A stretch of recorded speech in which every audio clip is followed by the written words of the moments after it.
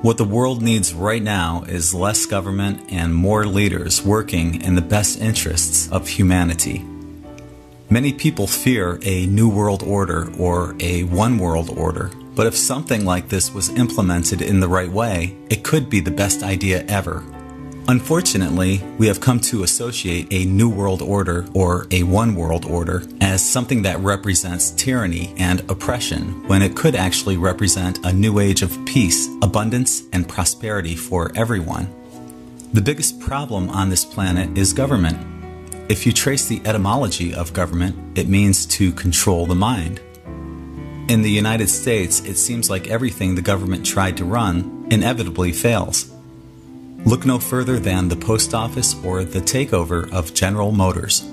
So the word government would be eliminated, while the actual principle behind government would be replaced with a tribunal or council of elders representing all races and ethnicities who would work solely in the best interests of humanity. There would no longer be any 2- or 4-year term limits. We could vote on them every month if we wanted to. These elders would be 100% transparent and accountable each and every month. The minute they stop working in humanity's best interests, they're fired, plain and simple. With the elimination of government, all patents, both public and suppressed, would be released, which would instantly transform this world into a new paradigm and would make the days we're currently living in seem like the Stone Age. According to Dr. Leonard Caldwell, there are over 300 cures for cancer, but most doctors are required by law to use surgery, radiation, or chemotherapy before any proven holistic measures, such as the Rife machine, THC oil, etc. This is but one small example of how beneficial technology and ideas have been suppressed from us, all in the interests of money, greed, and eugenics. In 1893, Nikola Tesla powered the Chicago's World Fair on free energy. His financier, J.P. Morgan, asked Tesla how he could charge people for this energy. Tesla stated it was free energy and that it could not be regulated. From that point forward, Morgan suppressed this idea because Morgan believed that he who controls the energy controls the power. As we know, Morgan became one of the founding fathers of the world's biggest Ponzi scheme, the Federal Reserve. Stanley Meyer invented a car that could go from coast to coast in the United States on 22 gallons of water. It could be any water: salt water, lake water, tap water, compressed snow, etc. Meyer was offered $1 billion from the automotive industry, but turned it down because he wanted this invention to go out to the people. Shortly afterwards, he was poisoned to death. Since the end of the 1800s, we should have had free electricity. Since the 1980s, we could have been using water-powered cars. Are you beginning to see the picture? Current companies and corporations could be re-educated to provide new services that benefit humanity and will be transparent and accountable for their actions. For example, Monsanto would immediately halt the production of their GMOs, but could start working on the genetic modification of fruits and vegetables that would be beneficial to society. As an example, they could splice the gene of a North Atlantic salmon with a tomato so people could grow tomatoes in cold environments, but there would not be anything detrimental in this product, such as pesticides that cause tumors in laboratory animals. Another example would be General Electric, who could start producing free energy systems. A common argument is that many people would lose their jobs due to new technologies. The people in the horse and buggy business thought the same thing when the car was introduced. New inventions will actually create new jobs. For example, the last thing that Big Pharma cured was polio, and they realized that there is no money in providing a cure for anything. Essentially, Big Pharma places a Band-Aid over our illnesses and diseases through perpetual maintenance versus finding a cure. From this point forward, Big Pharma will focus on cures instead of a temporary bandage that supports their industry through lifelong medications. A new breed of doctors will emerge who place holistic treatment ahead of anything else. In time, the big pharma doctor will either need to learn holistic medicine or will be phased out of existence. Of course, there are some things that cannot be cured and need maintenance through big pharma. But instead of using holistic treatment as a last resort, it will become the primary option. Most laws would be reduced to universal laws, where as long as you're not harming yourself or others, you are free to do as you please. There probably should be a few sub-laws, such as speed limits in neighborhoods where there are families, but generally all laws are based on respect for one another. Our police officers would once again become peace officers, and their main job would no longer be enforcing maritime code, but supporting peace. Similar to the Council of Elders, the peace officers will be held accountable for their actions and can be immediately replaced by someone who is willing to work in the best interests of humanity. Violators of any laws would be placed in a re-educational facility and would receive education on how to assimilate into this new society.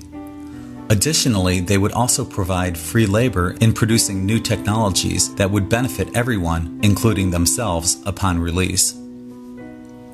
A common language among all people should be implemented so we are able to communicate with one another across the world. This doesn't mean that it will be the only language, but it will be the language that everyone can understand and comprehend. Through the Venus Project, it has been proven that everyone can live in abundance and prosperity without the need for money. So money will be phased out as we no longer are economic slaves and are able to pursue our true divine reasons for being here. In time, most people will develop hobbies and interests that will help to support this new economy, but it starts without the need for individual gain or financial superiority over anyone else. All new ideas will immediately become open source, where if someone else has a better way or a modification of what you invented or created, then that idea is free for anyone to use, implement, or recreate into something better.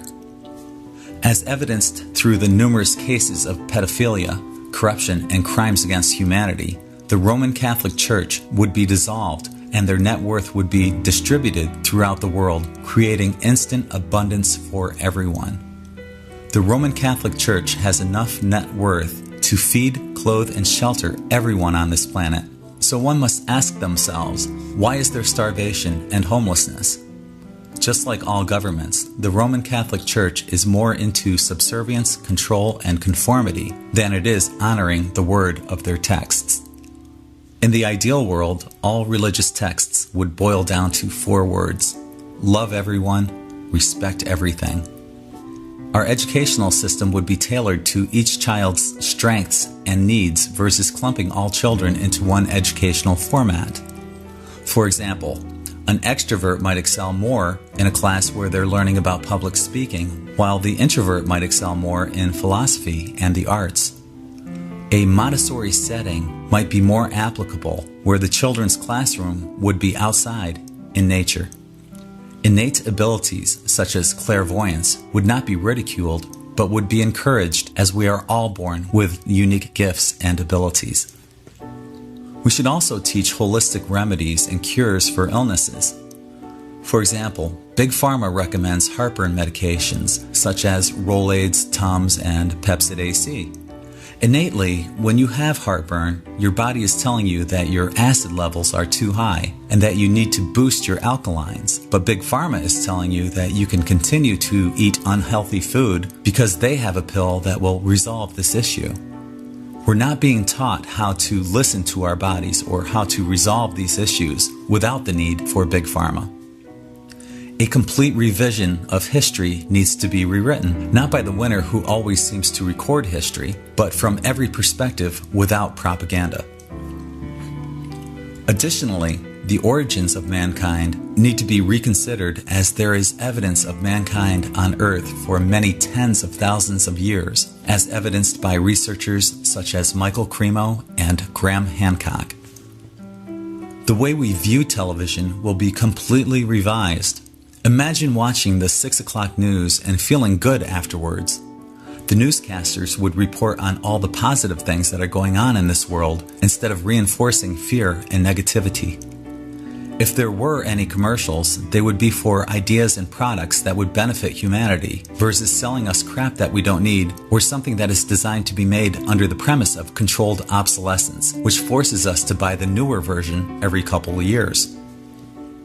The current paradigm thrives on the divide and conquer premise, which prevents us from coming together as a global society. Before anything, we all need to put aside any and all differences to unite, because once the bottom of the pyramid unites, the rest will collapse. One thing that will need to be determined and defined is what the best interests of humanity would be.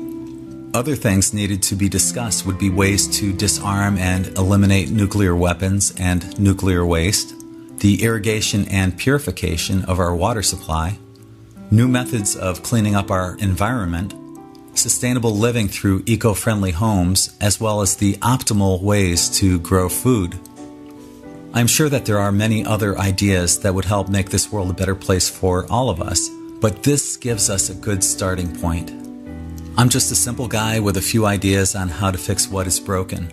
Any ideas from this point forward should all be open source, where there are no patents or individual intellectual ownership. We all need to work in the best interests of humanity and not for our own materialistic interests, because the path that we're heading is completely unsustainable. As David Icke says, the few control the many. We are the many, and we have the numbers to make this happen right now. Like the Hopi said, we are the ones that we have been waiting for. We are also the light at the end of the tunnel. What the world needs right now is for everyone to come together in a common cause. What ideas do you have? Let's work on this together. Leave your comments below this video. Also, feel free to share and mirror this video on your YouTube channel as well. That's it for now. This is Greg from N5D.com.